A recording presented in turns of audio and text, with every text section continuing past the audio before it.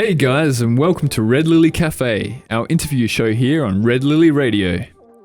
Got Claire Coleman here in the studio today. Hey Claire, how are you going? I'm good. How are you, John? I'm very good, thank you. That's good. So Claire, you studied honours in psychology, that's right? I did. And then you're currently working as a counsellor. Yep, that's my day job. And you're also a youth ambassador for Headspace Adelaide. Yes, you got my resume correct. Good job. That's cool. Well, that's a good starting point. So, I mean, given that, I guess probably a good place to start is the start. I'm just wondering, what got you into psychology? That's a really interesting question. When I was a kid, I was interested in the behavior of animals. So we used to spend a lot of time on the farm and looking at animals. My mum and grandma both love nature a lot, so spending a lot of time out in nature as a kid.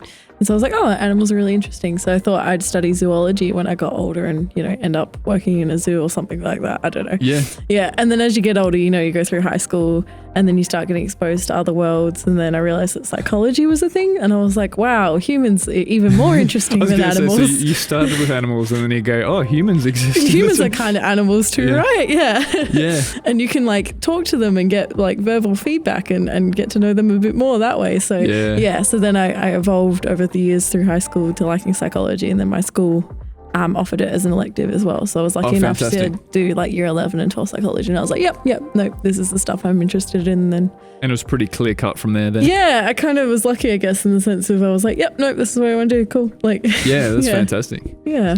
Do you still then get interested in animal psychology or anything like that? Yeah, definitely. In uni, we were lucky enough to have Carla Litchfield at my university, and she's actually, I guess, quite well known in South Australia, probably more than that as well. She does a lot of animal research, and it was really cool to do some of her electives and just, sort of scratch that itch, if you will, about animals. So we used to go to the zoo and look at animal behaviour, and we had assignments along with that and that kind of thing. So definitely still interested, but it's not my main focus anymore. Ah, right.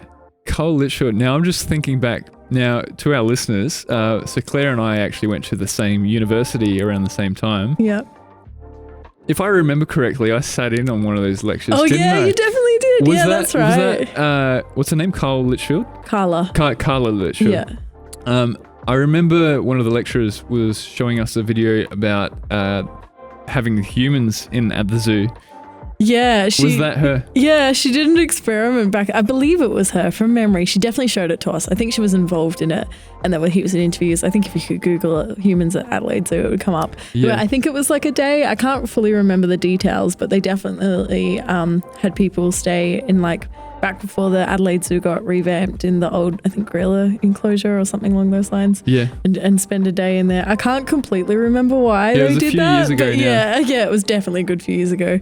Because it was probably first year uni that I took some of her courses, maybe second year. So, but yeah, she's very interesting. And so it definitely helped me scratch that itch in regards to animal behavior and that kind of thing. But moved on from it, I guess, in some ways. Yeah. Humans is where it's at now. Yeah, I don't know. They're cool. And you can interact with them and work with them. And I don't know. I think I enjoy the feedback element, I guess you'd call that, in the sense of it's a two-way street. Whereas I know animals have feedback, but it's definitely not as, it's more on their behavior and looking for those signals and things like that. Whereas with humans, you can get the verbal as well as all the other stuff as well. Yeah. Definitely. And they can explain to you in some ways what they're feeling as well. So that helps as well. That's actually an interesting idea, because in coaching, one thing that we try to do is get that feedback as much as possible from the client that we're working with. And it's almost like a joint process where, yes, the coach is doing a lot of the work to kind of help map out the territory, but it really is the client as well who really needs to put in work to actually work out their goals and their direction. Yeah. Do you find when you do counselling now in your work, is it the same sort of thing? Of course, it's a collaborative approach. You can't, helping people make change and things like that, the first step for them is to want to change or to work on their behaviour or whatever it is they're coming to see you for. Yeah, so they can't just come to you and say, fix my problems. Well, yeah, no, not necessarily. Them coming to you in the first place is a good step because it shows that they maybe do want to do something about it. Yeah, so then it's true. About restructuring that thought of fix my problems. Well, you also are involved in that and maybe not even calling them problems, readdressing the phrasing there and that kind of thing. Yeah, what would you call them? I don't know. It depends on the person and talking out what it is specifically. And maybe it's frustrations, concerns, things like that we a lot of time put in the brackets of problems. But sometimes I think the word can have a negative connotation to it and maybe not as helpful if we're trying to be more, change our worldview, maybe making things a bit more positive. A lot of that comes from changing the language we use as well. Yeah, so we definitely can help restructure our thoughts a little bit through that. Yeah, that's interesting. One thing that we were talking about is how when a client comes to counselling or coaching, the same thing, they've actually already made that first step. But by taking that first step, they're showing that there is part of them that actually wants to. Yeah, for sure. Now, in coaching, there's a model we use where we actually bring that up with them and kind of take it into account that they've already got this momentum that they've started, and then we can kind of share that with them and kind of help them see that they are already starting this process of transformation. Yeah. Is that something you see much in counselling? Definitely. It's definitely something I talk about when people first walk through the door in some ways. Like, because obviously in the first session, you want to get an idea of where they're at, what's going on for them. We call it the biopsychosocial model. So like what's going on biologically, socially, and in their own brain. I had to go through it. Sorry, just to clarify, the biopsychosocial model. So the biological, psychological, the social. That is a tongue twister. Yeah, it is. Look up the theory. You'll see it's a good model. Yeah. So anyway, that's not really my point. But like, so you go through all that kind of stuff, where they're at, that kind of thing.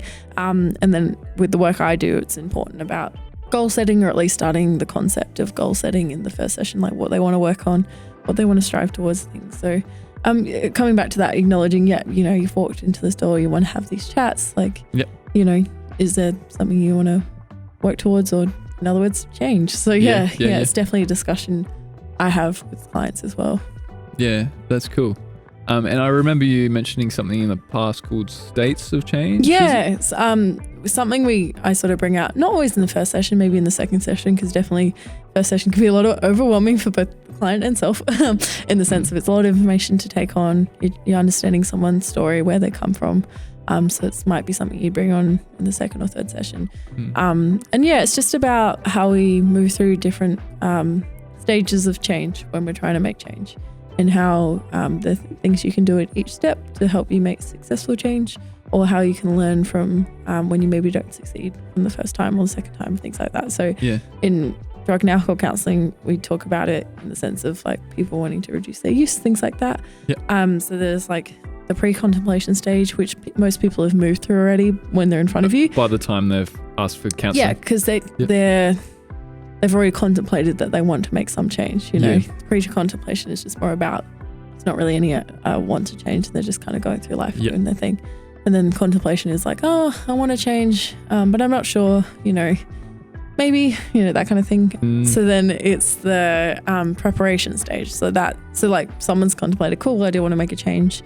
So then they prepare to make that change. So that's where I like to bring that in to talk about, okay, what are the skills? What are the things we can look at with, specifically with drug and alcohol, with their substance use that's currently going on for them. So really educating them, giving that psychoeducation, that drug education around how is this thing working in your body, how will, change look like, what are some of the withdrawal symptoms, how are you currently using, what are your triggers? Like there's so much work you can do there, and you usually would work on that for a little while. And then you sort of move to the action stage. So, okay, this person's got this great, knowledge behind them now, and their understanding of self. And so maybe they're going to make an action now. So with drug and alcohol counselling, we would say like, maybe they want to, if that's whatever their goal is. So like maybe they want to reduce a couple of drinks a week or something like that. That's a very like specific example, but some form of action. Actually, I like that example because you're not saying you have to go cold turkey kind of thing. You're saying that every little bit that they reduce is an all right goal to have. 110%. Like I think if you talk about drugs and alcohol therapy specifically, like if someone just goes cold turkey on alcohol, they can die. Like if they have been drinking at a certain level, your body's so used to that people die from alcohol withdrawal. Like I did not know that. Most people don't. Like from alcohol withdrawal. Yeah, so people can have that's something that's people never can have talked about. seizures. Their body can just go into shutdown and just pass away. So it's very important that we talk about gradual steps. But in saying that, I think it's also a good point to draw onto, you know, if you're trying to make change in the way that you look at your mental state, the way you view the world, things like that. You don't have to make these grand leaps and bounds straight up. It's about making meaningful change and little gradual steps to work towards that bigger goal that you're working towards. So I think that the action in both circumstances, beyond drug and alcohol counselling, and if we're looking at, you know, wider counselling and that kind of thing, other things you could be looking at, you know, they don't have to be these massive things. They can just be, and I think small, you know, achievable goals is very important, because definitely you want to feel that success. It's often longer lasting as well. Yeah.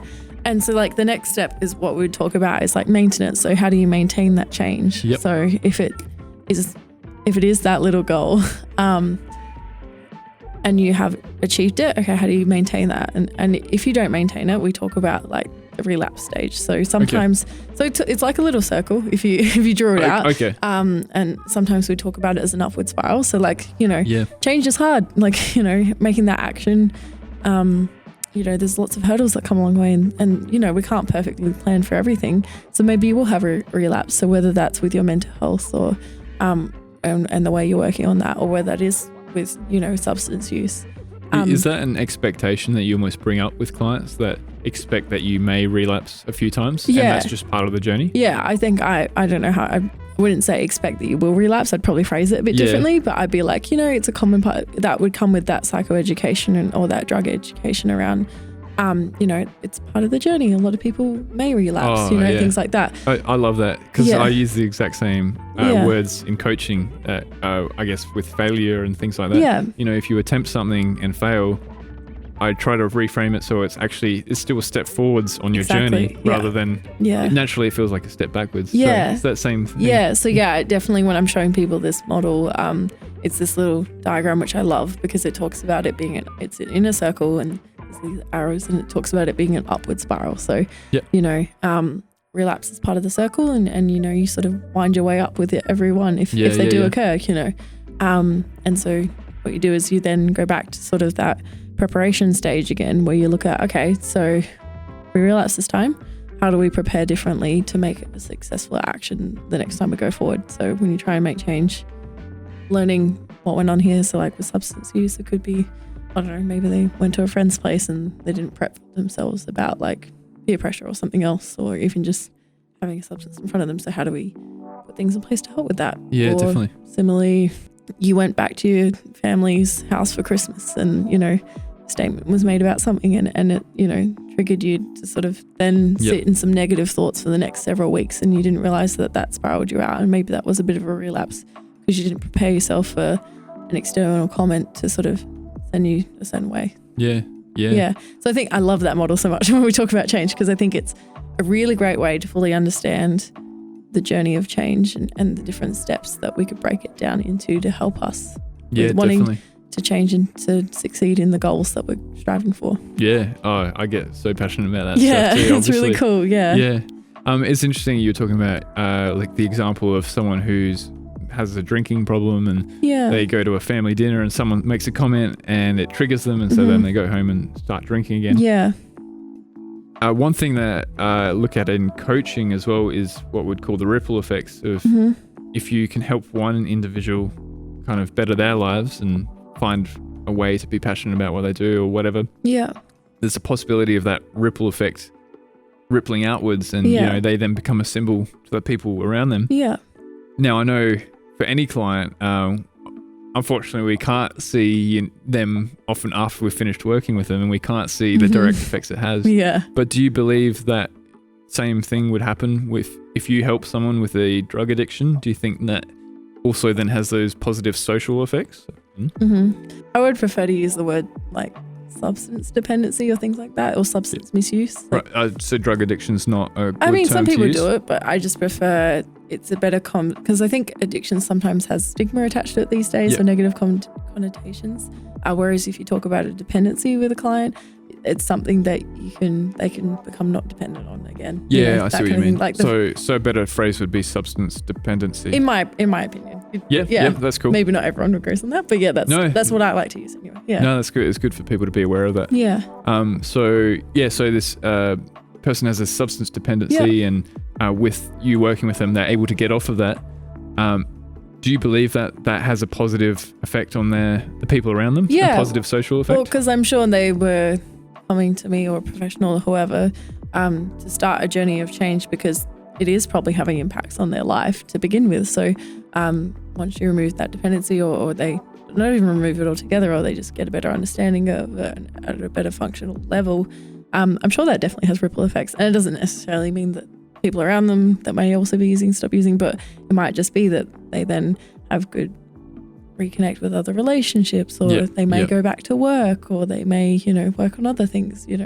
I'm sure that then would have a ripple effect, like with anything. I think with any change there's a ripple effect there. Yeah, definitely, because it's changing things up, for lack of a better phrase. Yeah, no, it really is. So just going back to university, now you did honours, obviously. Yeah. And you did an honours year, which from my understanding, you studied something called Malevolent Creativity. Yeah, did my thesis on it. We had to do other subjects as well. What is that? So Malevolent Creativity is about people that use creativity to inflict harm on others. So we spend a lot of the time talking about creativity as quite a positive and a good thing, and we're striving for innovation, we're striving for that creativity in the workplace, things like that. Yep. And a lot of people aren't necessarily talking about what the harms could be associated with this if we don't understand people that use creativity to harm others, I guess. And so I did my thesis on what our current perceptions were of malevolent creativity, and where, if people are even aware of it to begin with, and where we're currently at with our thinking on that. So yeah. Is that like, for example, I mean, if we look at acts of terrorism, for example, and I know they can be quite shocking, but if we look at, for example, I mean, 9/11's a very dramatic one. Yeah. People would argue that was in some ways creative, yes, or strategic on the part of the terrorists, how they engineered that whole plan. Is this the kind of thing you're talking about? Yes, definitely. Because I think 9/11 is like a prime example of malevolent creativity, because it was these people that it was a novel idea and it created such harm that we didn't see it coming in some ways. So, and people have tried to replicate that novel idea again in terrorism, and they obviously, it doesn't happen because it's not creative anymore because it's been done. So because once it's done, we're able to put measures in place like increased security at airports, things like that. And so we can prepare for it. But if a criminal is able to think of something that's new and creative, it's a lot harder for us to deter it or put things in place, or, for counterterrorism to work, because it is creative. So that's where the element of we need to be looking at this more and trying to get ahead in some ways. I don't know. Yep, it's a very tricky topic, because definitely. It is one of those things where it's like, we don't want to stifle creativity. Creativity can be a great thing, but we also need to be acknowledging that others are using it in not necessarily the best way for our society. Yeah. So then in the study of malevolent creativity, have you or others found ways to possibly protect us from these creative people who are using it for negative ideals and negative outcomes? Yeah, I'm definitely no expert on it, because obviously I only spent a year, a little bit less, with my head in the books on that, and because I was looking at perceptions. I don't fully know the answer to that, but I definitely know it's an emerging field and they are looking into it. But again, it's a hard thing where how do you sort of analyze creativity, and how do you see that coming in some ways when it is creativity is a novel idea. So for the counter-terrorists to have the idea, then it's no longer novel in some way. So it's like this weird interwoven thing. Its very nature, the creativity is almost outsmarting what is currently in place. So how do you counter that creativity? Evolving. So I think it's about how do we evolve our counter techniques consistently to stay up with theirs. To anticipate it. Yeah. So it comes with that predicting side of things. Okay, so we've got this new technology evolving. Well, how could this be used for bad? What are people likely going to take this and do with it? Also exploring those options. Yeah, that's what I think would be useful in the sense of malevolent creativity. I would imagine that it would be very tricky because there's just limitless possibilities. Well, it's like, so if you pull it into the workplace, like we use innovation, everyone pushes, like they turn creativity to the word innovation in the workplace a lot of the time. And so like when bosses are trying to push for innovation, are they thinking about like in that meeting, okay, someone has this fantastic, great idea, but like, okay, so how could it also be exploited in my business? And understanding that this new idea has two angles to it, and you know, how is that being used as well? Yeah. You know, that's interesting actually, because that reminds me of, I guess if we look at technology, often, or I've talked in the past about how technology, I see it as an amplifier for however you use it basically. So if you're using it for good things, you can do amazing things with it. And if you're doing it for bad things, you can do really bad things with it. Look at is it hacking's probably like the really dumbed down word of it, but like, hacking, well, I mean, for example, from my understanding, you know, you have hacking, which is the regular hacking, which is hacking into places and stealing information, money, data, whatever. And then you have white hat hackers who are those same hackers, but then they do it to find security holes that they will then tell the companies about. Exactly. So that's a very good example of the difference between using that creativity and because I think my understanding of hacking is you have to have a lot of creativity and understand maybe what's going on. I could be completely wrong on that, but like maybe that is a good example of like both sides of the coin. Like that people, like with anything, people can take something and use it for good, or they can use it to harm others, you know? Yeah. So like malevolent creativity is just the harm side of that. Yeah. Oh, I feel like this is getting quite dark, but you know, That's saying why I like studying it. No, it's good. And you saying that, just the other day I was reading about some books people have produced called like dark psychology and dark neuro-linguistic programming and all that kind of stuff about reading people and then manipulating people. Yeah. Do you think that there is a lot of truth to the dangers of using psychology, or do you think that that's maybe exaggerated?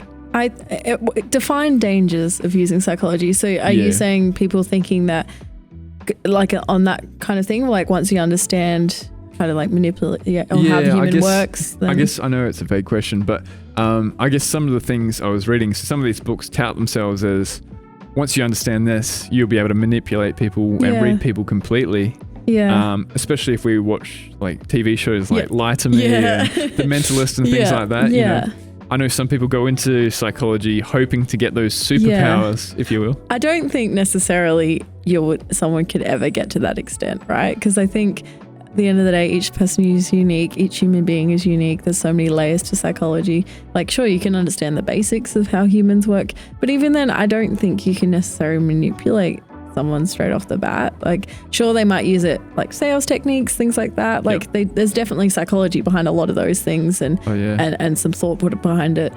But yeah, I guess coming back to your point, I don't think psychology can give you superpowers or understanding psychology. No superpowers? No, sorry, John, no superpowers. No.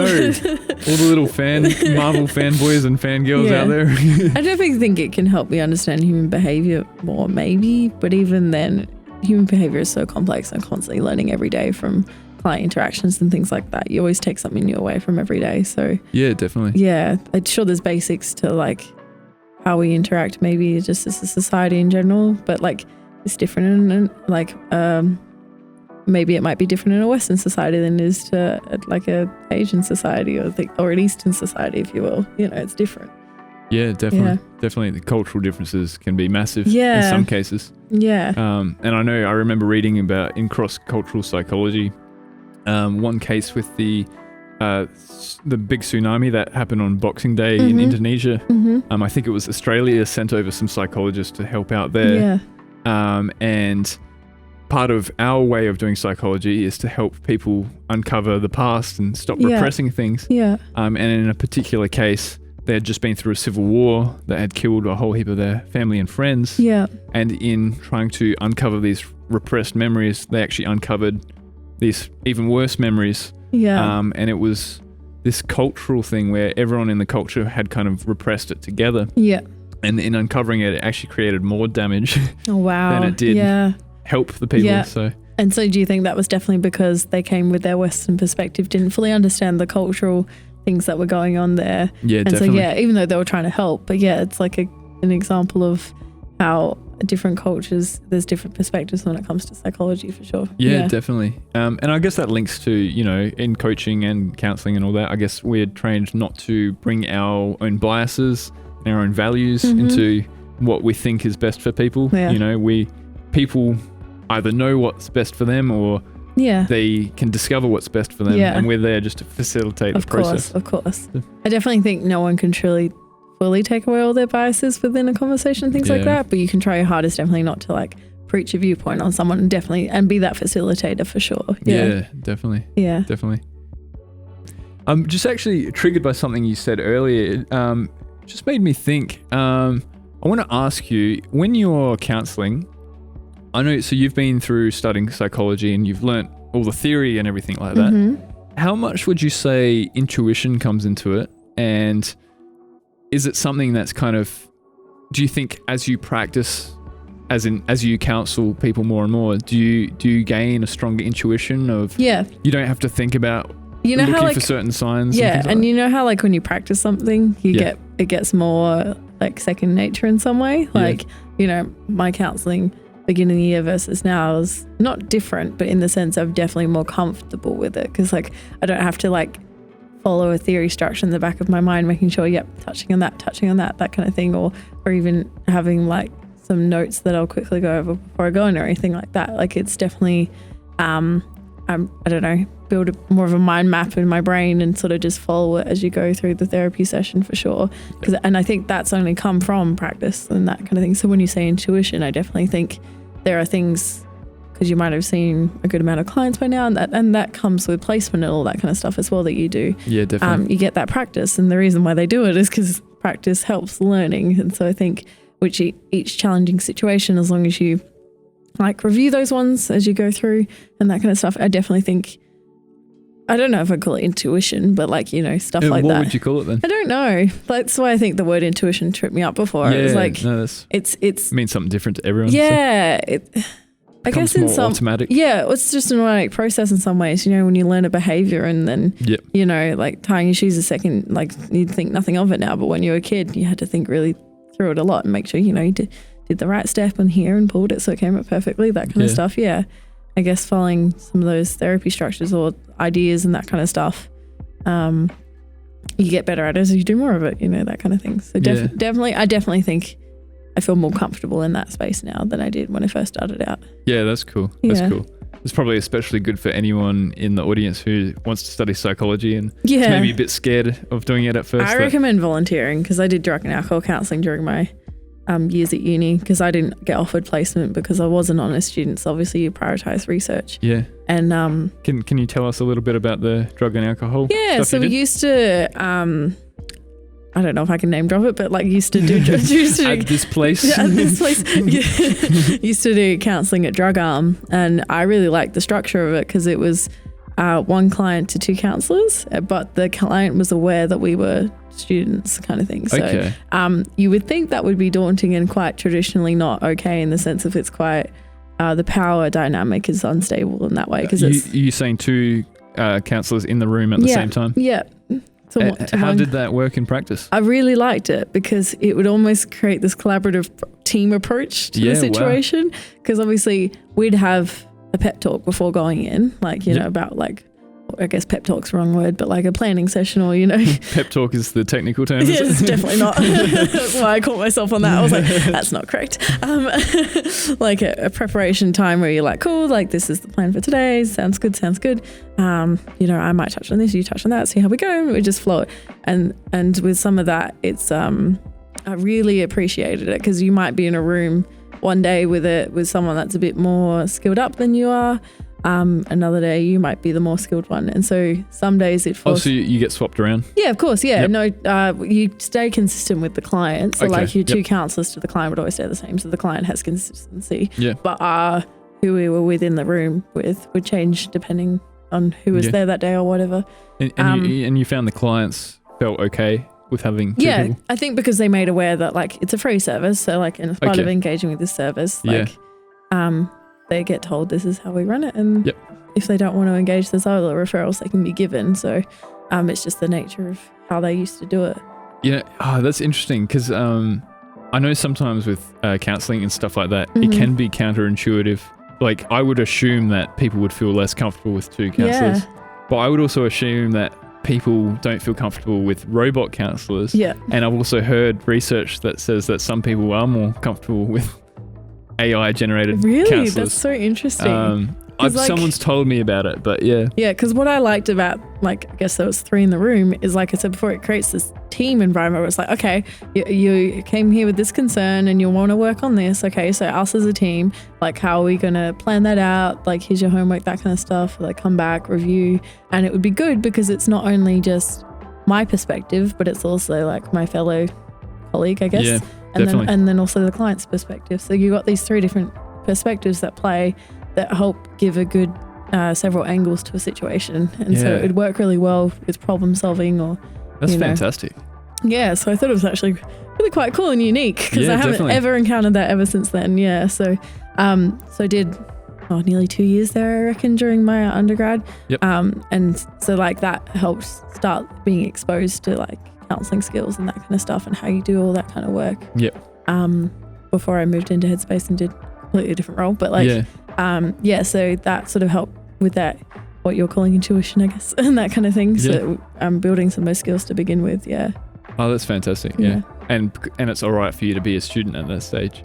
So you feel good. like you don't have to be perfect. It was a great environment as well because like there was one paid person to all volunteers. So like, and the paid person was graduated, so like was a bachelor's social work or whatever. And you would have like meetings in the morning. Okay, you've got these people coming in. What are you wanting to work on with them? You know, anything you want to talk out. And there was always time to debrief. There was always time to talk out. I'm not sure, like, you know, and they would give you tips and tricks. And it was just like hands-on learning environment. The best place I could have learned. I think it was, can't speak more highly of it. That's fantastic. So I guess now that you're working in the field of psychology and all of that, would you have any advice for anyone who's thinking of studying psychology or wants to get into it, potentially as a counsellor? Just that thing of seek out volunteer opportunities, because the more exposure you get to the field, the better you can be able to work out what your interests are in, what you do like, what you don't like about it. Because I think the field is wide and there's different specializations. You can do this so much. Definitely. I've only been out of uni for a year now, and I definitely just over this year it's helped me work out more what I'm interested in and what I want to be doing.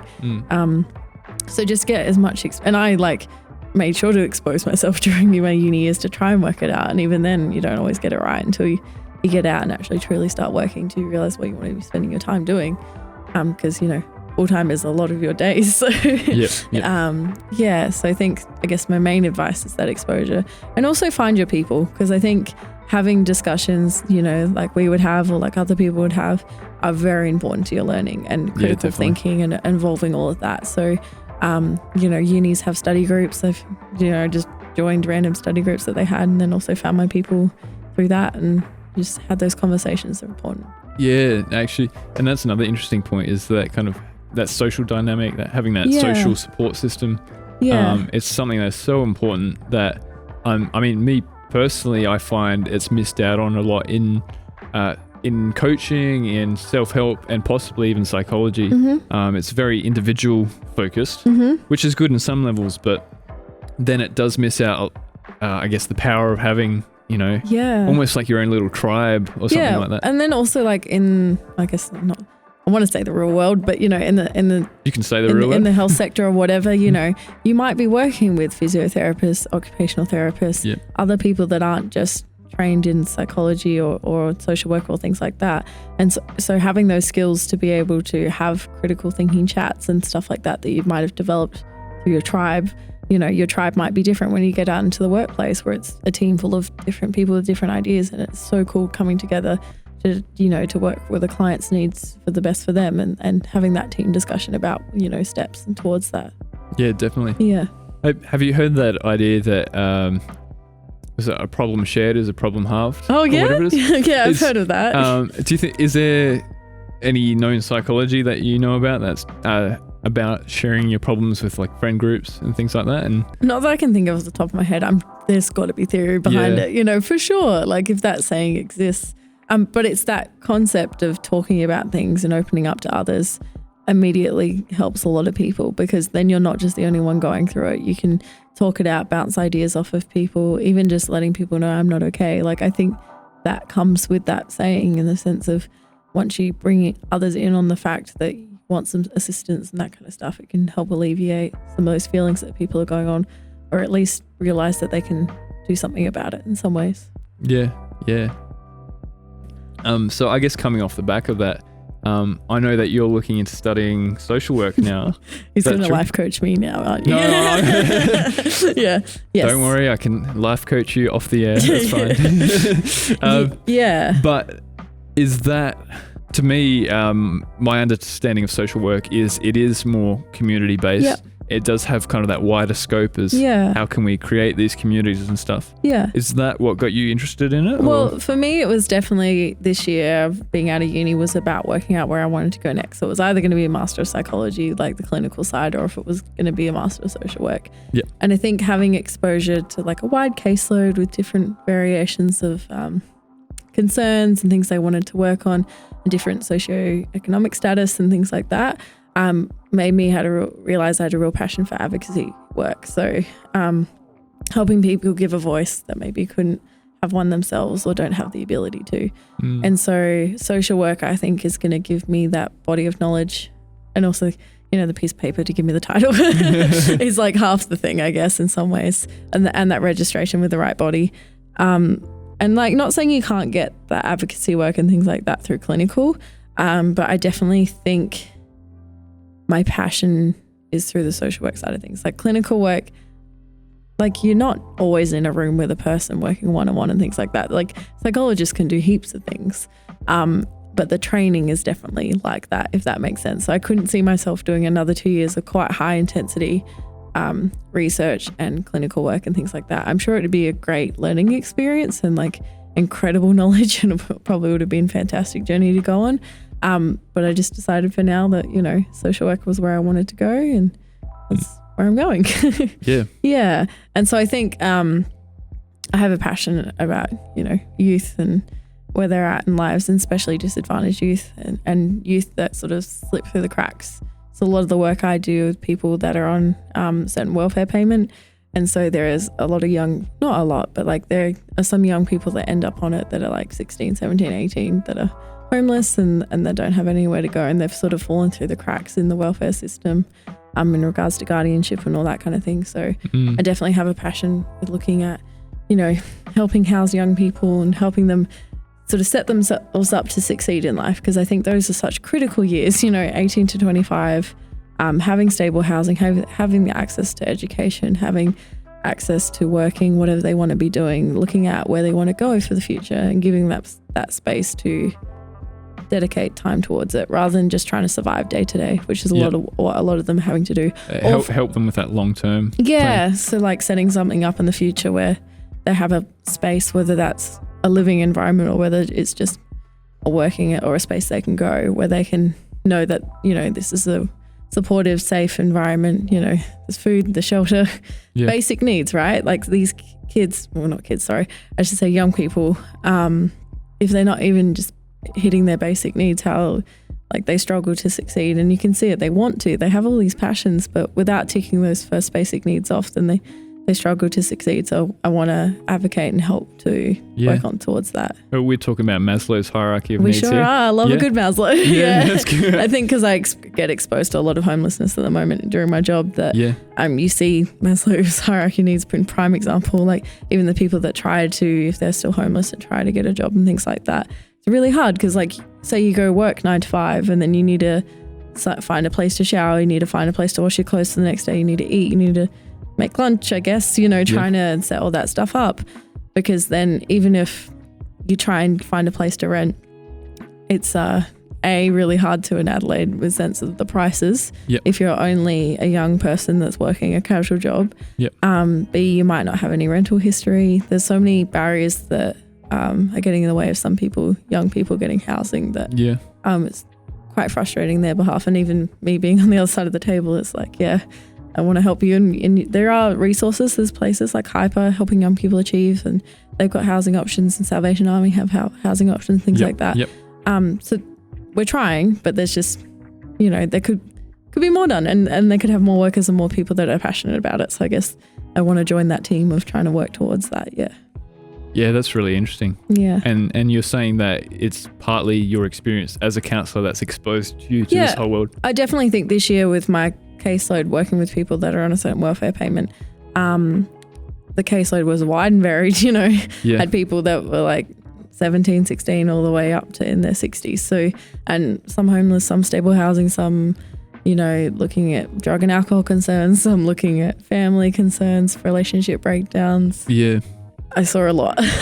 So like it helped me work out what I wanted to focus in on, I guess, in some ways. And, you know, And you know, it's interesting because I know it's natural for people who have homes like us to look at people who are homeless and naturally go, oh, there's something different about them. Yeah. There's something, they've done something wrong, they're not working hard enough or all that. So how many times do you walk past someone on the street that like is like begging for money or is just sleeping in the street, and you think sometimes we naturally just want to turn away and that kind of thing. Yeah, exactly. And I used to be one of those people. It made me feel uncomfortable, and you're like, oh, that's like, it makes you want to help, but you don't really know how or anything like that. Yeah, definitely. And this year has made me, it's interesting, like now I'll walk past a homeless person and you know, I start thinking about, okay, what's their story? Like what service is missing that they've ended up on the street here? Yeah. Like how can we help them?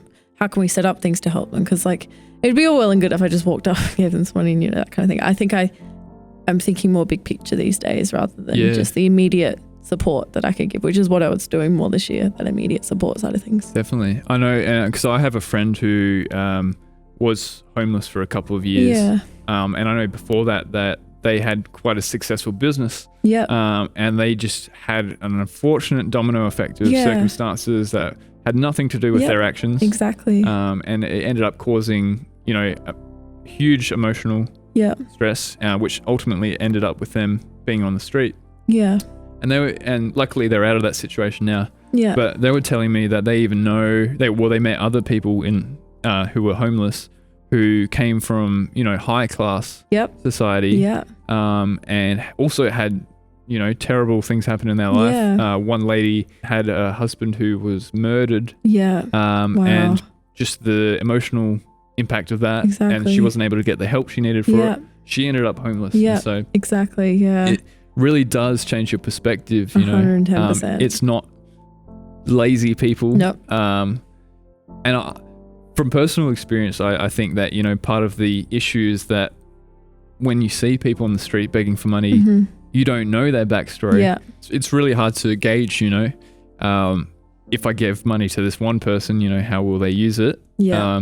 And I guess as people just passing by, often we don't know. Yeah. Which is probably where it's very important for people like social workers, whose job it is to actually, you know, interact with these people and help set up systems for them. Yeah. That's probably where it really counts. Yeah.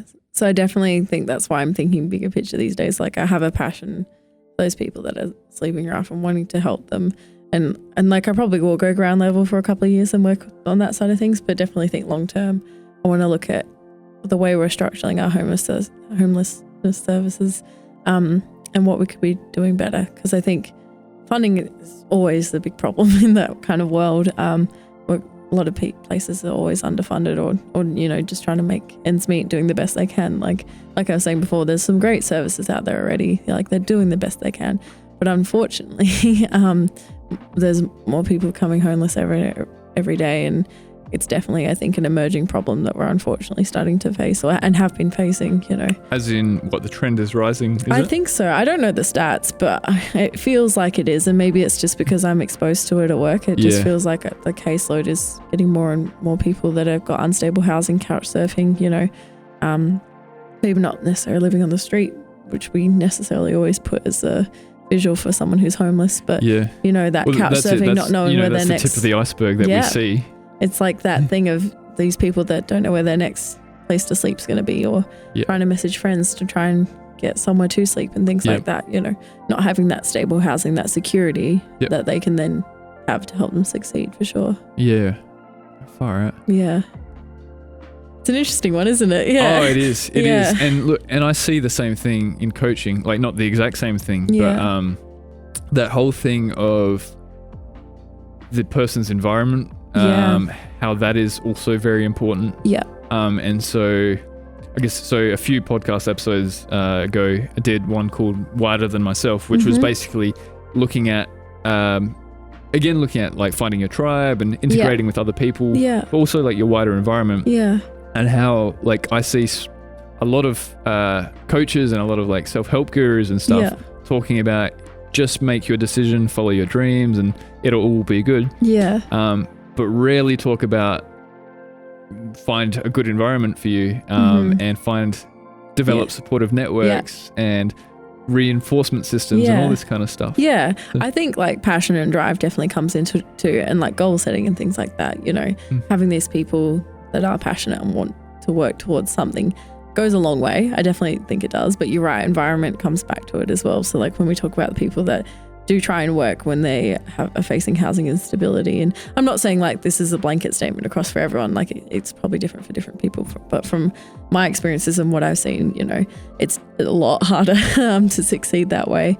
And you're right, and that comes back to just environment as well, like, you know, that they don't have that stability in their environment and how that impacts them, even though they do have that goal and that passion to drive towards it.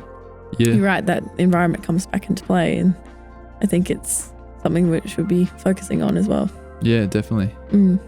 Now, potentially linked, but I was wondering if you could tell us a little bit about the work you do with Headspace. Sure. Yeah, I guess, so I'm a youth ambassador for them and have been for a couple of years now. I think what do you do as a youth ambassador? So I guess, again, it comes back to the advocacy side of things and trying to reduce the stigma of mental health. So we go around, talk to schools, sports clubs, and just talk about Headspace, the work we do, and how they can get involved if they want to reach out and seek help, because Headspace is all about early intervention, and that's why it's 12 to 25, because we see that before the age of 25, I believe it is, 1 in 4 people will experience some form of mental health concern.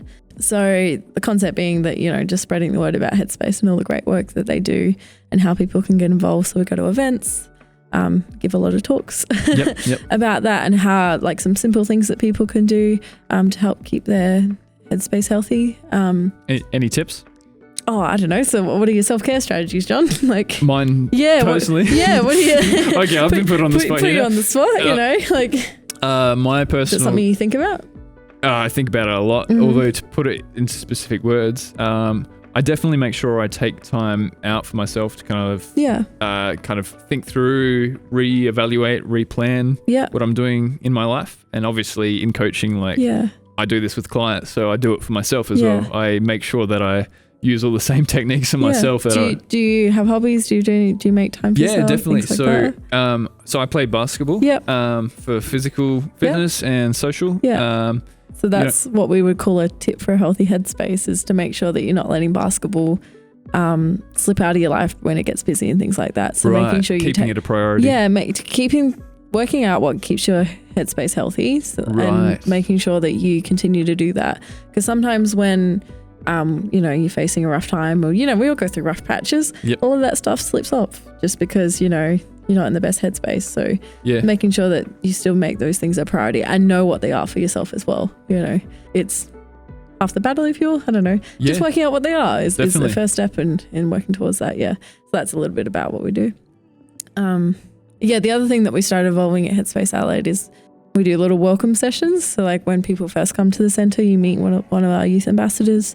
They show you around the centre, sort of answer any questions you have, things like that. But so I could not talk more highly of Headspace. Like I think they're a great organisation, and everything they stand for is fantastic, and it's good to see that that's getting recognised in some ways. So literally anyone who wants to have a chat to someone about their mental health, like I was just suggest going and looking up their local Headspace centre and seeing if they want to have a chat with them. There's over 100 centres across Australia. So over 100? Yeah, and it's that number keeps going up. So fantastic. So there's stuff out in regional, but there's also e-Headspace if anyone's interested in e-Headspace. Yep. So like an online version. Yep. So like if you can't get to a centre, you can chat to a clinician online. And there's other resources on there as well, which is incredible. I like it a lot. That's fantastic. Yeah. So on a totally different note, one trend that I've found interesting is the idea that depression and anxiety are on the rise across the world, which personally I found interesting because from my understanding of things, objectively speaking, I would say the world is getting better. And I guess that's based on my understanding of our technology is getting better. Education is getting more accessible, more widespread. Equality in education is rising. World hunger still exists, but it's on the downfall. All that kind of stuff. If we're talking about Maslow's hierarchy of needs. Yeah. I just wanted to know what your thoughts were on, why are we seeing a rise in depression and anxiety then? I think that's an interesting point because it's a very broad statement to make in some ways because please flesh that out. Yeah, because I think there's so many ways you could look at that, right? Because you talk about how our world's getting better in some ways in education and things like that, but we could also talk about how we now have more exposure to news and negative events and all these kind of things and more understanding of what's really going on in our world and, people talking about climate change and people talking about, we hear about every, shooting or event or things that happen because of the news. But then on the other flip coin, there's more ways you could look at it in the sense of, maybe we're talking more about anxiety and depression. So people are more open to disclosing the fact that they're experiencing these feelings. Yep. And so that's why if you look at statistics, maybe they're all self-reported measures that have happened over the years. And now we're more comfortable with opening up about our anxiety and depression or are experiencing that. And that's why you might see rising rates. It's not maybe because the levels are changing in our society, but maybe it's just more the fact that people are opening up and saying, yeah, no, I do experience this. And that's why the stats might show that. Right. So you're suggesting maybe it was always there. Yeah. We're just more aware of it now. And maybe we're more in tune to it. Because I'm sure, back when wars were going on and things, not that we don't have versions of wars now, but sure, there's different societal things that change. The world changes and evolves. And maybe, we're more aware of our mental health now. But I still think it was around back in the day. It just might have been shown differently and things like that. You never know. Do you think then, I guess based on that, will we hit a point where we become fully aware of it and then, and let's say, because you're also talking about our perception of the world, we're seeing more of the violent acts that are happening across the world is making the world probably seem like a worse place because we can see more of it. Yeah.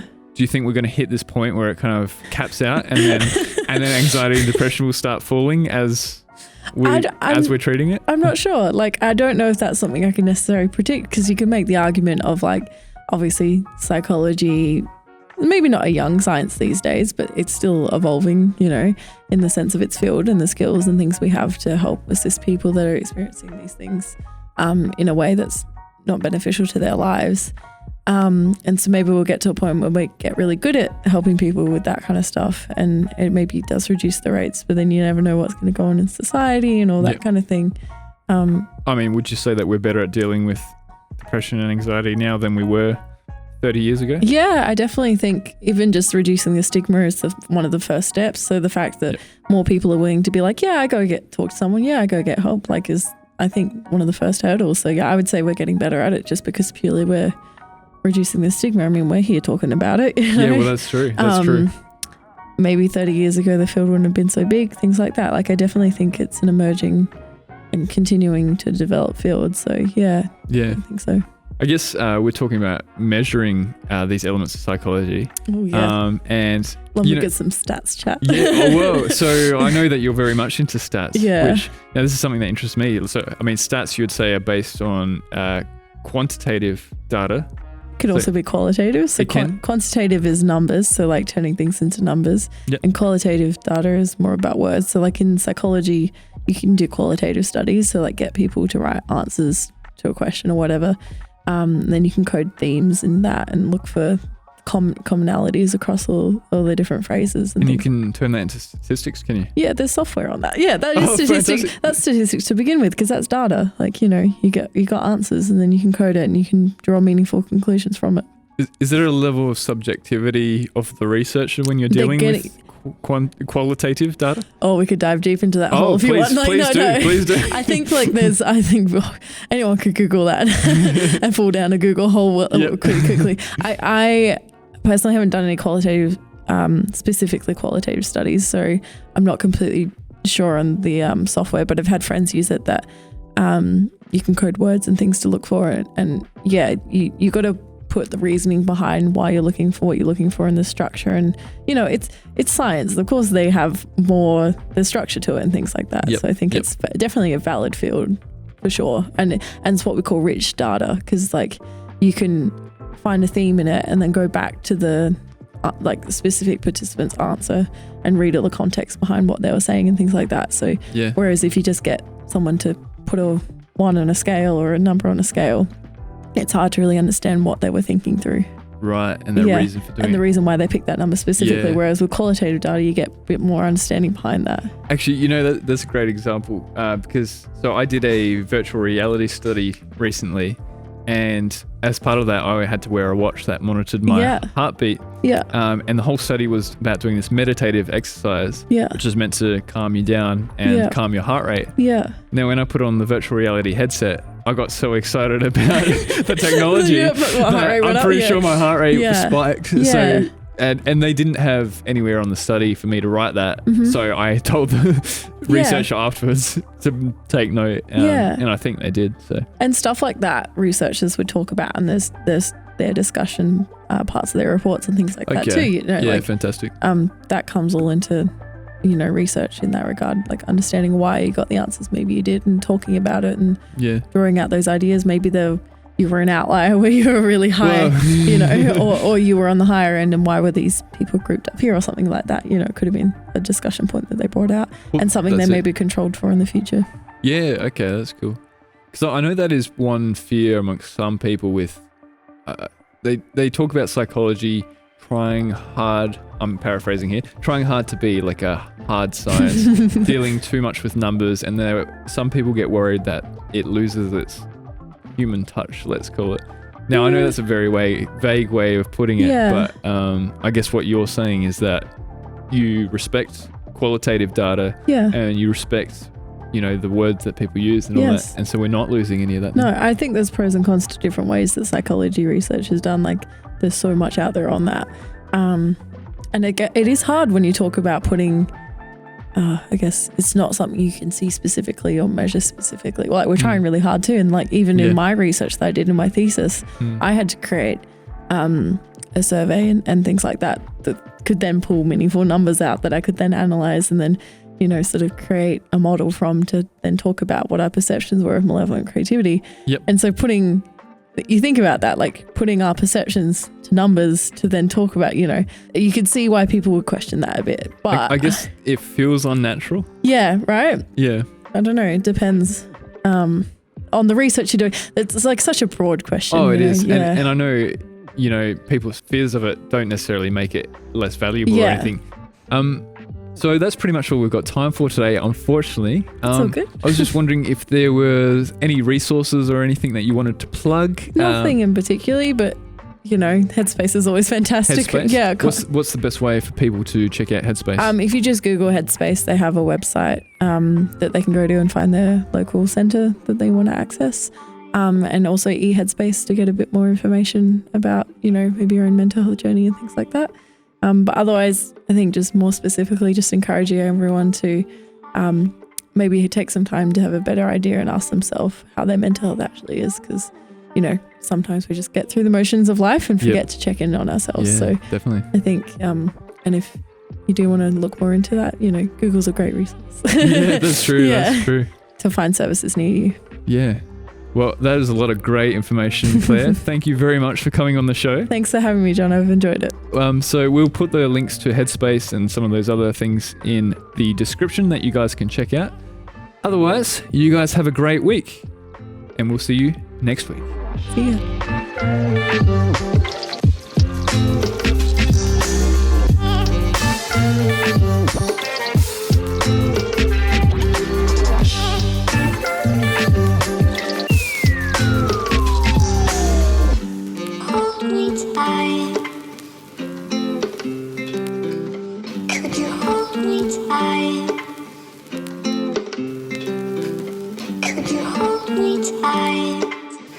Don't turn off the lights. I don't wanna Redlily Radio is produced as part of Redlily Coaching, where we leverage one-on-one coaching, technologies, and this podcast to help grow your personal direction and empower your life in our increasingly technological world.